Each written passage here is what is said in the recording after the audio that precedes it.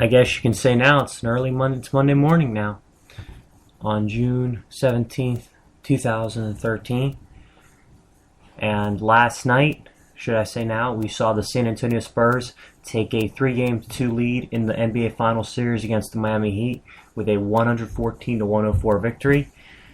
Stars for the game included 3 players hit at least 24 points for San Antonio, including Tony Parker, who had a game-high 26 for either team. And for the Miami Heat, LeBron James and Dwayne Wade each scored 25 themselves. This game was a stark contrast from the get-go from game 4. Well, maybe not so much in the fact that San Antonio did take an early lead, but in this game, Miami never recovered. Miami was down, and they stayed down pretty much the whole game. I mean, you saw what happened late in the third quarter when the Spurs on that 19-1 run. That pretty much finished the game, because even though the Miami got within 10 by the end of the game, it still wasn't that close the final half of this game. If you saw what happened second half, you'll know. Yes, San Antonio technically only outscored them by 1 point in the second half, 53-52. They had a huge 19-1 run at the end of the third quarter, and that pretty much did it. This game, in my opinion, proved what has to happen for the Spurs to win. Because if you look at it from the get-go, the Heat's big 3 scored a lot of points together. They scored a combined 66 points. Now the Spurs' big 3, Duncan, Parker, and Ginobili,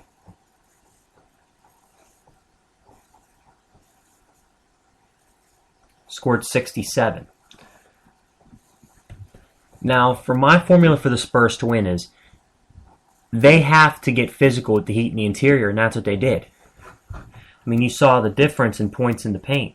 Miami had 40, San Antonio had 50.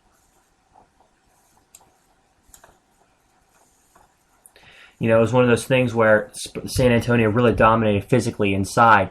And you look at a lot of the shots that LeBron James and Dwayne Wade made, they didn't get a chance to really get to the rim. They were more or less 4 or 5 feet from the rim outside the paint when they made most of their shots. And they didn't make a whole lot of them. The team field goal percentage was 43%, as of San Antonio's, which was 60%. Which goes to show you that that's the way to beat Miami. You can't allow LeBron and Dwayne Wade and Chris Bosh to attack the rim. That's what happened in Game 4 and in Game 2. The Spurs got complacent, and the Heat just went on a couple of big runs and were able to attack, and they couldn't do it in this game. See, the key for San Antonio is not to have their big 3 score a lot of points. While it helps, they don't need it as much as Miami does. I mean, you look at the roster. I mean, other than this game in this series, Ray Allen has been ice cold. Yeah, he scored 21, but he's been cold in this series. Mike Miller's been good from 3, but that's about it. He didn't score a point tonight. Chalmers had 1 big game, but other than that, it's been quiet. You look at what the San Antonio Spurs have done. Duncan's played superb in this final series. Kawhi Leonard's been awesome blocking LeBron James. Tony Parker had a couple of big games, including Game 1 and in this game with 26. Manu Ginobili scores 24. Him getting the start instead of Thiago Splitter, that was huge because it, I think, kind of added a little bit of motivation and incentive for him to play well. And then you have other guys that step up, guys like Danny Green, guys like Gary Neal. You look in this series. I mean, Danny Green's broken the record for the most those 3-pointers in an NBA Final Series this year. I mean, he's just been lighting it up from 3 points.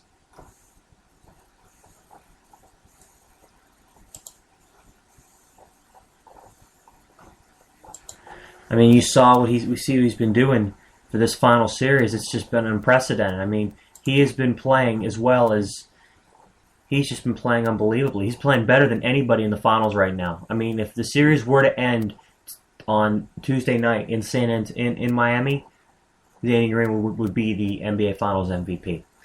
Like, his field goal percentage, 3-pointers in the finals, is 65.8%. And he scored has 25 3-pointers in this final series. And he's still got 2 games left. The guy's just been unbelievable. And you got Tim Duncan, strong as ever, force on the inside. You have Parker and Ginobili setting things up. It's come down to this. For the Miami Heat to win this series, LeBron, Dwayne, and Chris are going to have to score a shitload of points every single game. That's what it's come down to at this point, because they can't really rely on their other players to do a whole lot. Because, let's put it this way, you're basically, if LeBron James, Dwayne Wade, and Chris Bosh don't play up to their ability, then that means you got to rely on Mario Chalmers, Mike Miller, Udonis Haslem, and Ray Allen to win games. Now, Ray Allen, yes, he can win. He can win you games.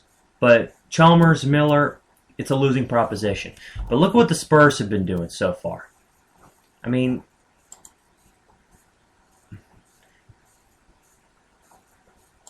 what they've done in this final series in their games, I mean, just the way that they've been playing. I mean, they had 4 or 5 guys in double figures tonight, and you look at pretty much every single game in this series. Game 1's a great example of that.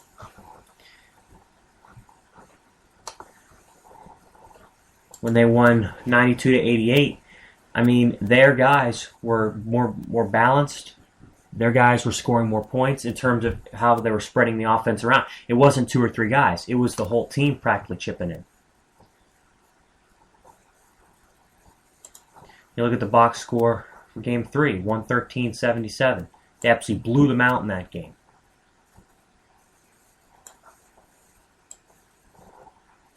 Spurs had 4 guys in double figures.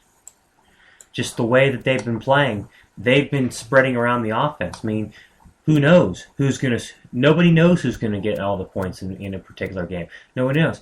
Well, tonight was Ginobili at 24 and Parker 26. Who knows? Maybe in the game 6, Duncan will go up for 25 points. You never know with the Spurs. They're just so balanced as a team. Greg Popovich is such a great coach that he's able to balance the offensive output throughout the entire roster. And that's not something you see very often, on NBA teams. Usually it's 1 or 2 guys get all the love, and pretty much the rest of the team will get maybe like 4 or 5 points a game. Not the case with the Spurs. You got Danny Green's breaking the 3-point record. You've got Gary Neal, who's had an impact in these finals. And you also have guys like, Kawhi Leonard to go along with the Parkers, the Duncans, the Ginobilis. I have to say in this game, though, that the one thing I noticed that the Heat did not do, that they did do in Game 4 and 2, but they didn't do in Game 1 and 3, was they were nowhere near as aggressive. See, I have a theory about the Miami Heat. They'll play aggressive for one game and think, well, we got this series back on track. Then they'll mentally backtrack in their minds and play passively, and they'll get their asses kicked. Look what happened against the Bulls. Look what happened against the Heat. Look what happened against the Pacers. They have not won back-to-back games since the Bulls series, and that's no coincidence, because the Pacers and Spurs are pretty similar teams. Not particularly flashy, not particularly highlight reel material, but just they get it done because they're so effective, whether it be offensively and defensively. I'm just going to go ahead and put it in layman's terms. If the Heat don't attack the rim, they won't win, because it's very much a losing proposition for Miami if Dwayne Wade has to make jump shots and LeBron James has to hit 3-pointers for them to stay in the scoring race. Because if they're not able to get to the rim and really put some pressure on the interior of the Spurs defense, they will not win. I mean, look what happened against the Pacers.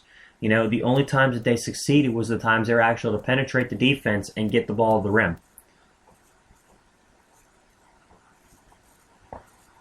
They attacked the basket pretty much. That's pretty much what they did. They attacked the basket. They have not attacked the basket in games 1, 3, and 5 this series. Games 2 and 4 they did, and you saw it happen. They blew the Spurs out in both games. Like I said, Ginobili's finally starting to play better. Duncan's playing incredibly. Parker, he's got to probably have the best torn hamstring I've ever seen, or almost torn at this point. I don't know what the hell he's done to it. The bench is playing well. I think the Spurs finish off Miami on Tuesday night. I think they do. Because, the energy might be like, oh, we're back at home for Miami. Here's the thing about it. LeBron is going to score a lot of points in the Game 6. That's my prediction. But I don't think Dwayne Wade and Chris Bosh are going to. I think that they're going to be more or less taking a backseat. I don't think they're going to play particularly well. Because if LeBron has to rely on Chalmers and Mike Miller, this series is over. Dwayne Wade and Chris Bosh play well, we'll see a Game 7. But I say Game 6 will go to the Spurs, and I say they win their 5th title since 1999. I have to say right now, this is finally the discovered formula that works against the Miami Heat. You have to keep them away from the rim and make them contest jump shots.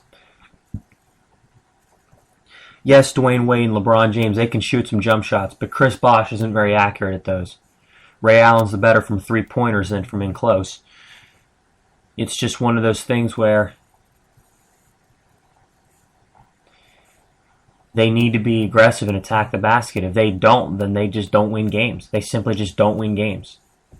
And they're going to have to really do that in Game 6 if they want to tie this series up. Because if the Spurs play like they did tonight, when they went on the 19-1 run to start, and they went on the run at the end of the half,